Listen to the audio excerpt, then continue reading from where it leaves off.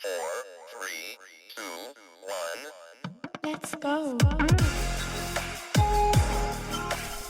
Nous ne prétendons pas réduire la morphologie au seul aspect que nous allons développer, mais souhaitons mettre en évidence une interprétation possible de ce que nous donnons inconsciemment à voir de nous-mêmes ou d'autres. Souvent, ceux qui mangent trop grignotent, sont sujets à des déséquilibres alimentaires et résolvent par leur relation à la nourriture des conflits intérieurs.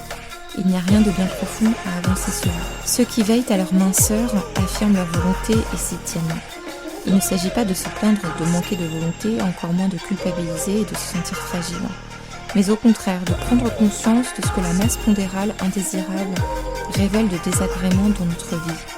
C'est nous qui consentons à ce que les choses nous affectent, nous qui laissons certains événements, certaines paroles et personnes prendre de l'importance, c'est-à-dire du poids dans notre existence.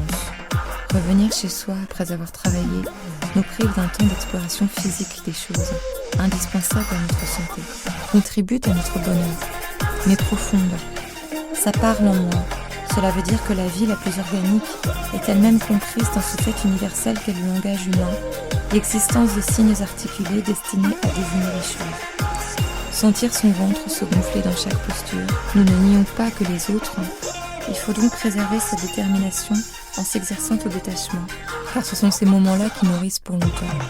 C'est de ce supplément de la pensée sur elle-même que naît l'intérêt de l'art, mais plutôt d'apprendre à se sentir et à se savoir dans cette amplification d'elle-même, dans la célébration des forces créatives, dans cet effort qui nous fait tendre vers l'avant et le haut.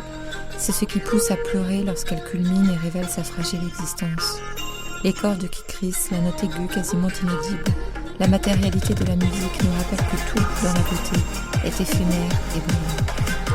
On aime la musique de tout son être, de toute cette sensibilité tendue vers les hauteurs dès que s'ouvrent ces espaces bouleversés d'émotions. L'ouverture de la musique est celle de la liberté.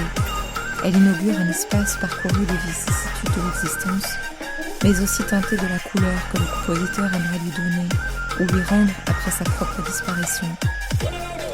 Beaucoup de personnes ont peur du changement qu'elles vivent comme une période instable, préférant revenir en arrière afin de ne pas perdre leurs certitudes, leurs évidences.